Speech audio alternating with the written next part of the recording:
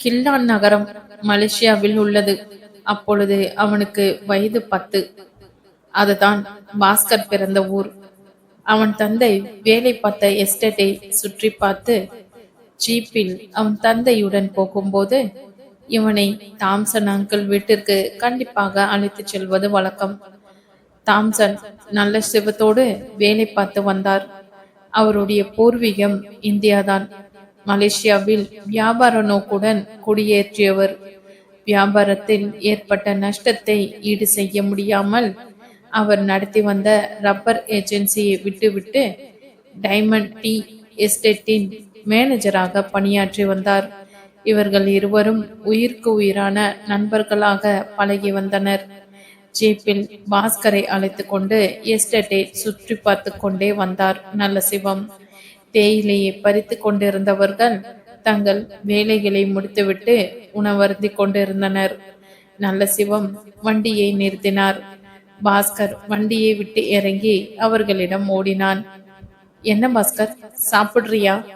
அங்கு பணியாற்றும் பெண்தான் சாப்பிட்டு கொண்டிருந்த சாப்பாட்டை சாப்பிடும்படி சொன்னாள். வேண்டாம் அப்பா, சீக்கிரம் போகணும் பார். சாப்பிடுவதற்கும் அதற்கும் என்னப்பா, உட்கார்.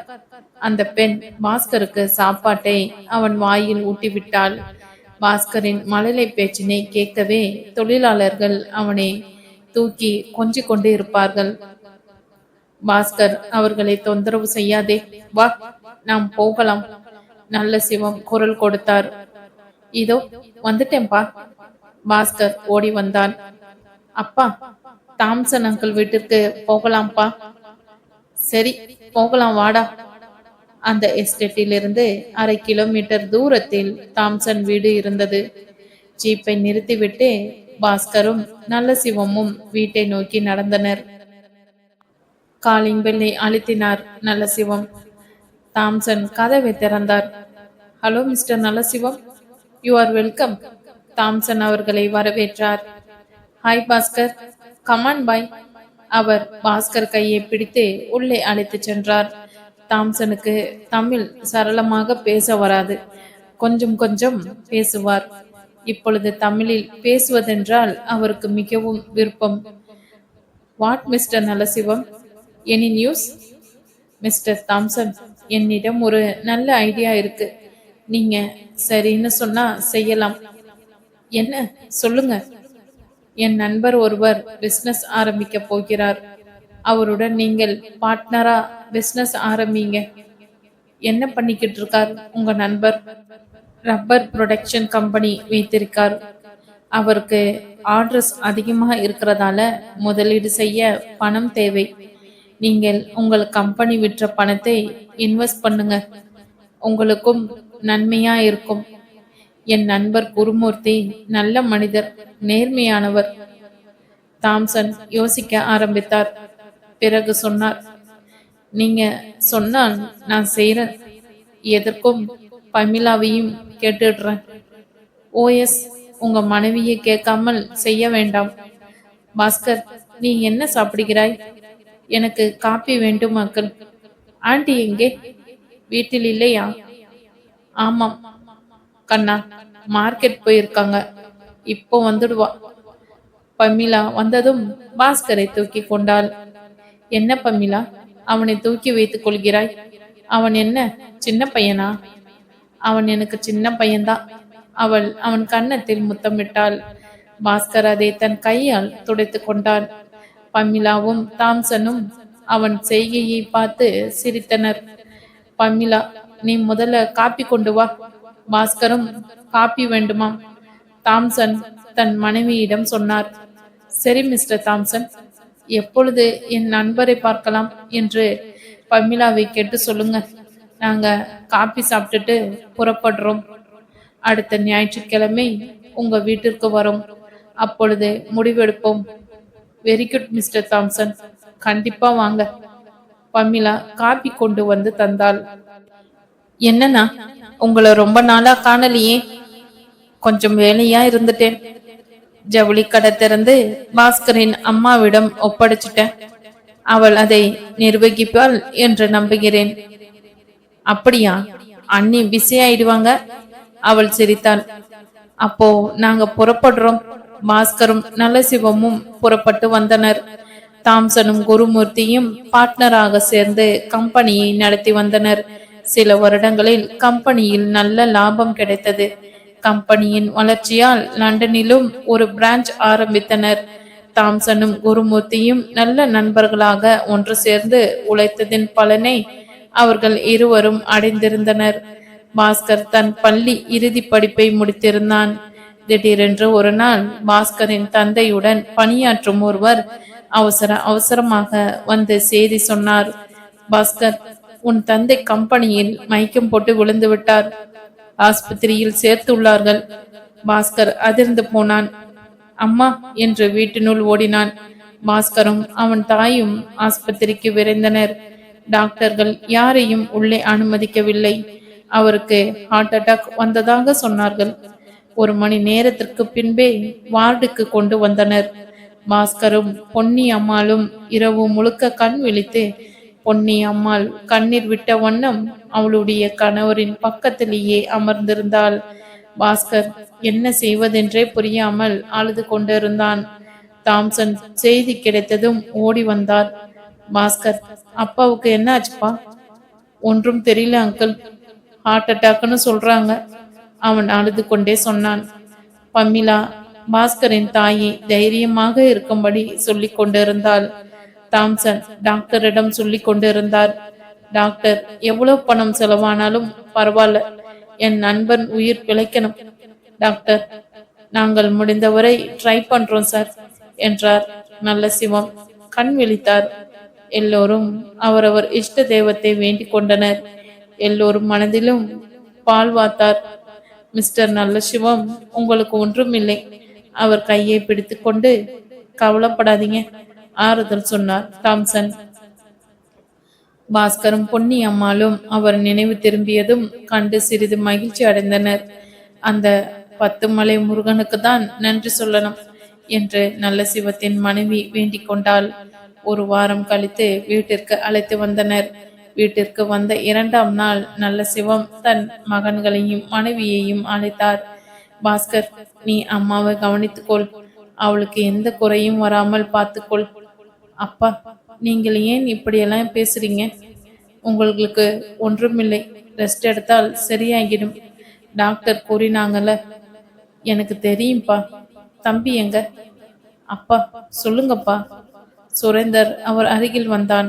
சுரேந்தர், நீ சின்ன பையன், அண்ணனின் சொற்படி நடந்து கொள், அம்மாவை அன்புடன் பார்த்துக்கொள். அவன் மௌனமாக இருந்தான். பிறகு சரிப்பா என்றான். பொன்மணி, இதொப்பா, நீ திறமையானவள்னு எனக்கு தெரியும். நம்ம பையன்களை நல்லபடியாக படிக்கவை. அவர்கள் அவர்களுடைய வாழ்க்கையில் சந்தோஷமா இருக்கணும். அதுதான் என் ஆசையும் கூட. என்னங்க, ஏன் இப்படியெல்லாம் பேசுறீங்க? நீங்க உங்க பேர பிள்ளைகளுடன் விளையாடி கொண்டு இருப்பதை நான் ரசிக்கத்தான் போறேன். நல்ல சிவம் மௌனமாக இருந்தார். அப்பொழுது தாம்சன் உள்ளே நுழைந்தார். ஹலோ மிஸ்டர் நல்ல சிவம், ஹவ் ஆர் யூ? நல்ல சிவம் தலையை மட்டும் மாட்டினார். மெல்லிய குரலில் தாம்சனிடம் சொன்னார். தாம்சன், என் மகன்களை பார்த்துக்கொள். அதுதான் அவர் சொன்ன கடைசி வார்த்தை. நல்ல சிவம் உயிர் பிரிந்து விட்டது. அப்பா, அப்பா! பாஸ்கரும் அவன் தம்பியும் அவர் உடல் மீது விழுந்து அழுதல். பொன்மணி அம்மாள் ஐயோ என்ற குரல் மட்டுமே சொன்னாள். மயக்கமுற்றாள். பாஸ்கர் தன் தாயை கை தங்களாக பிடித்து கொண்டு வந்து சோஃபாவில் உட்கார வைத்தான். தாம்சன் முகத்தில் தண்ணீர் தெளித்தார். மயக்கம் தெளியவில்லை. தம்பியை மட்டும் தந்தையின் உடலை பார்த்து கொள்ளும்படி சொல்லிவிட்டு பாஸ்கரும் தாம்சனும் பொன்மணி அம்மாளை மருத்துவமனைக்கு அழைத்து சென்றனர். வீட்டில் தந்தையின் உடல், தாயோ மரணப்படுக்கையில். மருத்துவமனையில் பாஸ்கர் என்ன செய்வதென்றே புரியாமல் அழுதான். தாம்சன் அங்கிளை பிடித்து கொண்டு அழுதான். அங்கிள், எங்க அம்மாவையாவது காப்பாற்ற சொல்லுங்க, எங்களை அனாதை ஆக்கிட வேண்டாம்னு சொல்லுங்க அங்கிள். அவன் அழுதான், கண்ணீர் விட்டான். டாக்டர்கள் பொன்மணி அம்மாளை பரிசோதனை செய்து பார்த்தார்கள். உடனே ஆக்சிஜன் கொடுத்தனர். தாம்சன் டாக்டரிடம் வந்து விசாரித்து கொண்டிருந்தார். பாஸ்கர், பயப்பட ஒன்றுமில்லையாம், அதிர்ச்சியில் ஏற்பட்ட மயக்கம்தானாம். நான் இங்கு பார்த்துக்கிறேன். நீ போய் வீட்டில் அப்பாவுக்கு செய்ய வேண்டிய ஏற்பாடுகளை செய். நான் அம்மா கண் திறந்தவுடன் புறப்பட்டு வரேன். நீ தான்ப்பா தைரியமா இருக்கணும். கவலைப்படாத பாஸ்கர். அங்கிள், நான் இருக்கேன். சரி அங்கிள். அவன் வார்த்தைகள் வெளியில் வரவில்லை. தொண்டை அடைத்தது. தாம்சன் டிரைவரிடம் பாஸ்கரை வீட்டில் விட்டு வரும்படி சொன்னார். பாஸ்கர் வீட்டை அடைந்ததும் நண்பர்களும் உறவினர்களும் வந்திருந்தனர். சுரேந்தர் எல்லோருக்கும் செய்தி அனுப்பியிருந்தான். பாஸ்கர் என்னவெல்லாம் எண்ணியிருந்தான். தன் தந்தையை எப்படியெல்லாம் கௌரவிக்க வேண்டும் என்பதை கற்பனை செய்து கொண்டிருந்தான். இன்னும் 2 மாதத்தில் அவருடைய 60ஆம் கல்யாணத்தை யாரும் நடத்தாதவாறு ஆடம்பரமாக நடத்தி அவரை கௌரவிக்க வேண்டும் என்று எண்ணியிருந்தான். இதையெல்லாம் மண்மேடாக்கிவிட்டு போய்விட்டாரே என்று வேதனைப்பட்டு அழுதான். அவன் தம்பி அண்ணனிடம் ஓடி வந்து அழுதி கொண்டே கேட்டான். அண்ணா, அம்மா எப்படி இருக்காங்க? ஒன்றும் ஆபத்தில்லையே? ஒன்றுமில்லடா. அங்கிள் தாம்சன் அங்கு இருக்கிறார். மயக்கம் தெளிந்தவுடன் வருவதாக சொன்னார். பாஸ்கர் தம்பியை சேர்த்து அணைத்து கொண்டான். அவனுக்கு ஆறுதல் சொன்னான். தாம்சன் காரை நிறுத்திவிட்டு வருத்தத்துடன் வந்தார். அங்கிள், அம்மாவுக்கு என்ன ஆச்சு? சுரேந்தர், அம்மாவுக்கு ஒன்றுமில்லப்பா. கடவுள் அவர்களை காப்பாற்றி விட்டார். டேங்காட், சுரேந்தர் சொன்னான். டிரைவரை அங்கு இருக்க சொல்லிவிட்டு வந்தேன். பமிலாவுக்கு போன் பண்ணி விவரம் சொல்லி அவளையும் மருத்துவமனைக்கு போக சொல்லிட்டேன். இனி ஆக வேண்டியதை கவனிப்போம். சுரேந்தர் அவரை பிடித்து கொண்டு அழுதான். அவர் அவனை தேற்றினார். அதற்குள் கம்பெனியிலிருந்து அனைவரும் வந்துவிட்டனர். நல்ல சிவத்தின் கடைசி ஊர்வலத்தில் அனைவரும் கலந்து அவருடைய அத்தியாயம் முற்று பெற்று விட்டது. 4 நாட்களுக்கு பிறகு பொன்மணி அம்மாள் ஆஸ்பத்திரியிலிருந்து வீட்டிற்கு அழைத்து வரப்பட்டாள். அம்மாவை பாஸ்கரும் சுரேந்தரும் உடன் இருந்து கவனித்துக் கொண்டனர். 1 மாதத்தில் பொன்னி அம்மாளுக்கு உடம்பு தெரியது. பழையபடி கடைக்கு சென்று வேலையை கவனிக்க தொடங்கினாள். ஒரு நாள் தாம்சன் பாஸ்கரின் வீட்டிற்கு வந்தார். பமிலாவும் உடன் வந்திருந்தாள். பாஸ்கர் அவர்களிடம் இருவரையும் வரவேற்றான். வாங்க அங்கிள். Hello aunty. உள்ள வாங்க, உட்காருங்க. பொன்மணி அம்மாள் சமையல் கட்டில் இருந்து வந்தாள்.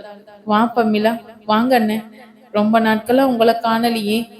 கம்பெனியில் முக்கிய வேலையா அலைந்து கொண்டிருந்தேன். அதனால தான் வர முடியல. பமிலா பக்கம் பார்த்தார். தாம்சன் ஏதோ சமீட்சை செய்தார். இருவரும் மௌனமாக இருந்தனர். என்ன அங்கிள், என்ன ஆண்டி, இருவரும் மௌனமாகிட்டீங்க? என்னவோ முக்கியமா விஷயம் போல் தெரியுது. அம்மாவிடம் சொல்வதற்கு என்ன தயக்கம்? சொல்லுங்களேன். பமிலா ஆரம்பித்தாள். அண்ணி, எங்களுக்கு குழந்தை இல்லை. கடவுள் பணத்திற்கு குறை வைக்கவில்லை. அண்ணன் நல்ல வழியை எங்களுக்கு காட்டினார். அவர் இந்த வழியை எங்களுக்கு காட்டியதால் தான் நாங்க இந்த நிலைமைக்கு வந்தோம். இப்பொழுது அதற்கு என்னம்மா? அவர் அப்படி என்ன செய்து விட்டார்? அவர் நண்பர் குருமூர்த்திக்கு தான் நீங்க நன்றி சொல்லணும். அவர் போன்ற நல்ல மனிதர் உங்களுடன் வியாபாரம் செய்ததால் தான் நீங்க உயர முடிந்தது. பொன்மணி அம்மாளின் பெருந்தன்மையை கண்டு தாம்சன் தம்பதியினர் வியந்தனர். நல்ல சிவம் போலவே இவங்க மனசும் தங்கம்தான். கடவுள் நல்லவர்களுக்கு தான் கஷ்டத்தை தருகிறான் என்று மனதிற்குள் எண்ணிக்கொண்டார் தாம்சன்.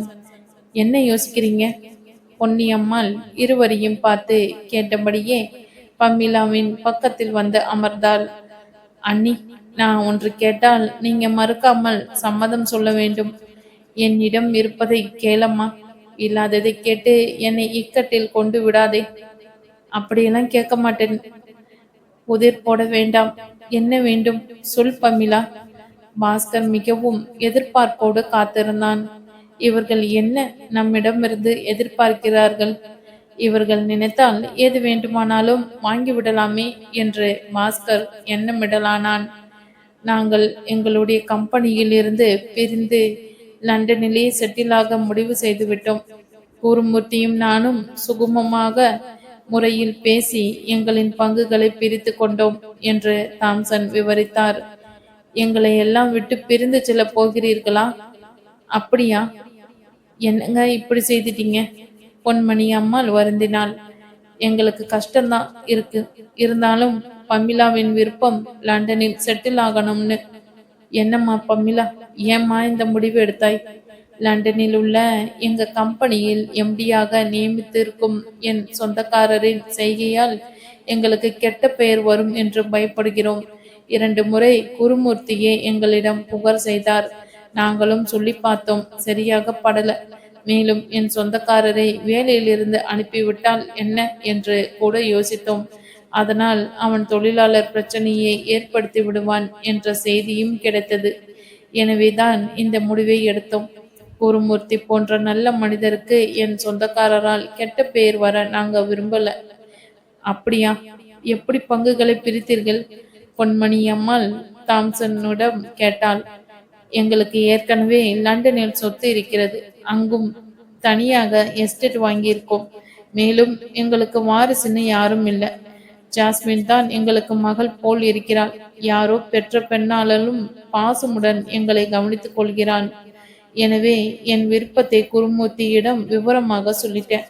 அதாவது எனக்கு இந்த சொத்தெல்லாம் அவரால் தான் கிடைத்தது. நான் முதலீடு செய்தது சொற்ப பணம்தான். எனவே லாப நஷ்டம் பார்க்க விரும்பவில்லை என்று கூறிவிட்டேன். லண்டனில் உள்ள கம்பெனியை என் பெயருக்கு எழுதி தந்துவிட்டால் போதும். மலேசியாவில் உள்ள கம்பெனிகளை அவரே எடுத்துக்கொள்ளட்டும் என்று கூறிவிட்டேன். ஆனால் அவர் இதற்கு சம்மதிக்கவில்லை. நான் உங்களை மோசம் செய்ததாக மற்றவர்கள் கருதுவார்கள் என்று மறுத்துவிட்டார். சரி பாதியாக பாக பிரிவினை செய்து எடுத்துக்கொள்ளும்படி சொன்னார். வேறு வழி இல்லாமல் அவர் பங்கினை அவருக்கே விற்று அப்படியே வாங்கி மலேசியாவில் உள்ள கம்பெனிகளில் எழுதி கொடுத்து விட்டேன். அதற்காக $50 லட்சம் தந்தால் போதும் என்றும் கூறிவிட்டேன். அவரும் லண்டனில் உள்ள கம்பெனியை தான் எடுத்துக்கொள்ளும்படி தெரிவித்து விட்டார். சரிங்க, இதற்கு நீங்க என்னிடம் கேட்பதாக சொன்னதற்கும் சம்பந்தம் இல்லையே? பொன்னி அம்மாள் புரியாமல் கேட்டாள். பமிலா அவள் விருப்பத்தை சொன்னாள். அண்ணி, பாஸ்கரை நாங்கள் அழைத்து செல்கிறோம். அவனை படிக்க வைத்து அவன் வாழ்க்கையை நல்ல முறையில் அமைத்து தர ஆசைப்படுகிறோம். நீங்க மறுக்காமல் சம்மதம் தர வேண்டும். ஆமாங்க, பாஸ்கர் நல்ல பையன், திறமையானவன். அவனை நல்ல படிக்க வைத்து அவன் வாழ்வில் சிறப்புற்று பேரும் புகழும் பெறும்படி செய்ய வேண்டியது என் கடமை. பாஸ்கரை என் மகன் போல் பாவித்து பார்த்து கொள்ளும்படி என் நண்பன் கேட்டுக்கொண்டார். நீங்க சம்மதம் தந்து எங்களுடன் அனுப்பி வைக்கணும். தாம்சன் அவர்களின் பதிலுக்காக காத்திருந்தார். பமிலா பொன்மணி அம்மாளின் முகத்தையே பார்த்து காத்திருந்தாள். பாஸ்கர் குறுக்கிட்டு சொன்னான். அங்கிள், அம்மாவை இங்கு யார் பார்த்து கொள்வார்கள்? தம்பி சுரேந்தர் பார்த்து கொள்ளட்டுமே. அவன் சின்ன பிள்ளை இல்லையா? என்ன சொல்கிறாய் பாஸ்கர்? அவனுக்கு 15 வயது ஆகிறது. மேலும் உங்கள் கடையில் வேலை செய்பவர்கள் உங்க அம்மாவிடம் உயிரையே வைத்திருக்கிறார்கள். அவர்கள் பார்த்து கொள்வார்கள். பாஸ்கரின் தாய் மௌனமாகவே யோசிக்க ஆரம்பித்தாள். என்ன யோசிக்கிறீங்க? நீங்க கவலைப்பட வேண்டாம். அவனை நல்லபடியாக வளர்த்து திருமணம் செய்து வைத்து உங்களிடம் அனுப்பி வைக்கிறோம். யோசித்தபடியே இருந்து பொன்மணி அம்மாள், நீங்கள் இவ்வளவு தூரம் கேட்கும்போது என் மகனின் வாழ்க்கையை கருதியாவது நான் இதற்கு சம்மதம் தரதான் வேண்டும். பமிலா அண்ணினா அண்ணிதான் என்று அவர்களை கட்டிப்பிடித்து முத்தம் தந்தாள். 2 மாதங்களுக்கு பிறகு தாம்சன் தம்பதியினரும் பாஸ்கர் லண்டன் பயணமானான். சின்ன வயதிலேயே பல துன்பங்களையும் அதிர்ச்சிகளையும் தாங்கிக் கொண்டு சந்தோஷத்தை இழந்த பாஸ்கரை எப்படியாவது சந்தோஷத்துடன் இருக்க வழி செய்ய வேண்டும் என்ற நோக்குடன் பிசினஸ் மேனேஜ்மெண்ட் கோர்ஸ் படிக்க வைத்தார் தாம்சன். பாஸ்கருக்கு தன் வீட்டில் நினைவு கொஞ்ச நாட்களுக்கு இருக்கத்தான் செய்தது. பிறகு காலேஜ் நண்பர்கள், புதிய புதிய மனிதர்களின் பழக்கத்தினால் பாஸ்கரின் வாழ்வில் மாற்றம் ஏற்பட்டதை அவனே உணர்ந்தான். அதை கண்டு தாம்சன் சந்தோஷப்பட்டார். இந்த அளவிற்கு நல்ல சிவம் குடும்பத்திற்கும் உதவ முடிந்ததை எண்ணி தாம்சன் மகிழ்ச்சி அடைந்தார்.